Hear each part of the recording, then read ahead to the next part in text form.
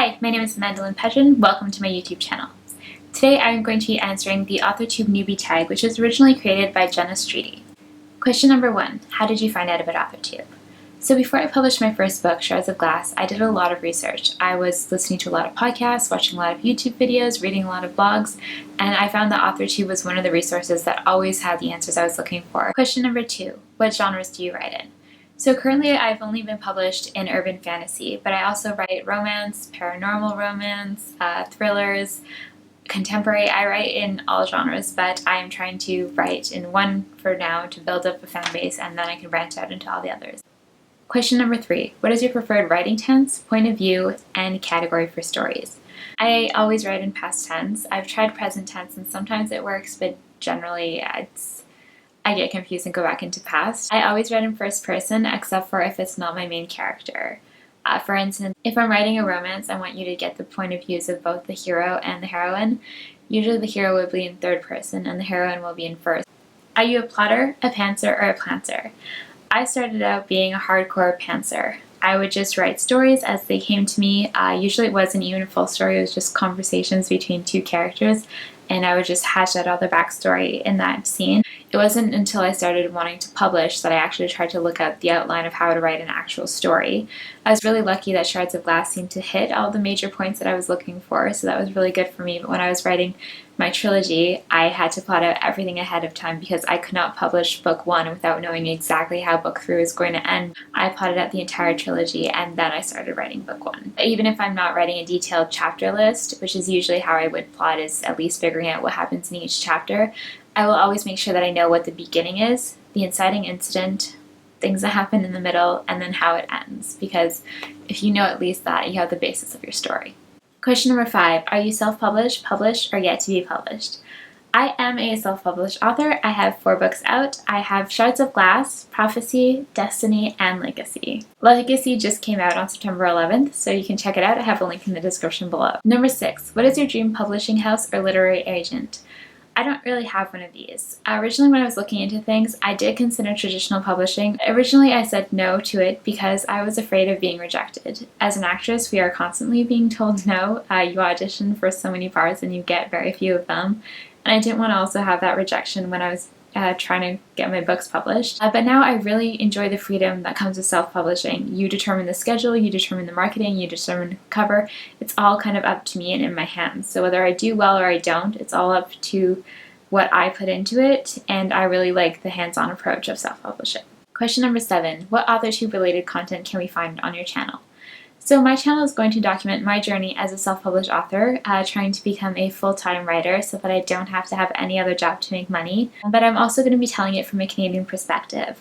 Most of it is going to be the same because self-publishing a book is pretty similar wherever you are. But there's a lot of things that are different. For instance, during the entire pandemic, it's been really hard for Canadian authors to get proofs or author copies of all of our books. It's been quite a struggle. Then we get other benefits, things like ISBNs are free for Canadians. So there's some things like that that you don't necessarily know when you get into it. And if you're watching, most of the content is from Americans, so you might not know these things. Question number 8. When did you start writing? I have always been writing. When I was little, I really wanted to be a writer and an actress, and I would write the roles that I wanted to play, even when I was really little, and these stories were basically just picture books with no dialogue and very little description. 9. What was the first story you ever wrote? So the first picture book story that I wrote was called My Baby Sister, and it was kind of a hint to my parents that I wanted them to have another kid so that I could have a baby sister. I did have a baby brother, but he's really close to me in age, so I never really got to, take care of him as I wanted to. So I tried to convince him to give me a baby sister, and that did not work. And the first story that I can remember actually writing, like a full kind of story, I was about 9 years old, and I didn't know how to plot, but I also didn't know how I would take notes on all the brilliant ideas that came up in my mind, so I just put them all in. So every single page had like a huge plot twist, and there's huge explosions and deaths and big revelations on every single page, because as soon as I thought, oh, that would be really cool, I don't want to forget it, I put it into the story right away. It was really weird with rock stars, and I do remember that they were all 17 in the story, except for they had a 6-month-old baby sister, because as you've maybe figured out by now, I love babies. And when I was younger, I thought if I put babies into my books, when they get turned into movies, there will be babies on set and I'll be able to play with them. So that was my master plan. Number 10, what authors have inspired your writing the most? I'd have to say J.K. Rowling. Harry Potter was the first book that I can remember actually knowing when it was going to be released and waiting for it to come out and finishing it in one day and sharing it with my brother. Like multiple times we ordered 2 copies of the book so we can both read it at the same time and not have to wait for the other person to finish it. It was a whole universe in a world that you can get lost in, and that it didn't matter what was happening on the world outside. Like, it was worth getting carsick to read it in the car on the way to Toronto. Like, I also really love Nicholas Sparks. I'm a sucker for those really sad, emotional love stories. They get to me. Number 11, do you schedule your writing sessions or do you just generally get to writing? So for me, I used to just write all the time. I went through school with a notebook that I would take. I would always draw a line in the middle of it, so the top part would be for my notes and the bottom part of it would be for the stories that I was writing. Now what I do is I schedule the time to write the publishing projects. So if I know that this is the next book that I have coming out and I need to finish it by this date, that I will schedule time for it, like in the morning first thing. That's what I have to get out of the way. And then if ever I have some extra time, if ever I'm waiting for an appointment, or if I have any time to kill, basically, I will just grab a pen and paper and start writing. Question number 12 is about, do you type, do you write, do you use a typewriter, and where do you write? So right now I live in a very small apartment with my boyfriend where we only have the 1 bedroom and the living room, so I generally tend to write on my couch. Luckily I have a little table, so that's helpful, but I definitely need to get a house with an office and a writing desk. What I like to do is to write the first draft in a notebook, and then I type it up after, which gives me like a first round of editing as I type it.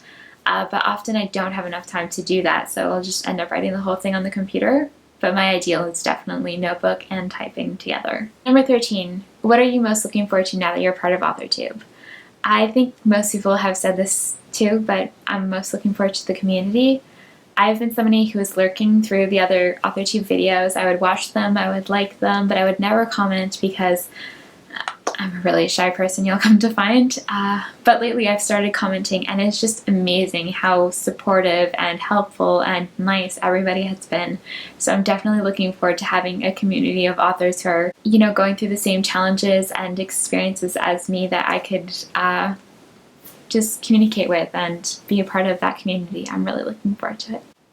So there is my Authortube Newbie Tag. If you are also new to Authortube, please comment below. I would love to get in touch with you. If you like the channel, please like it and subscribe.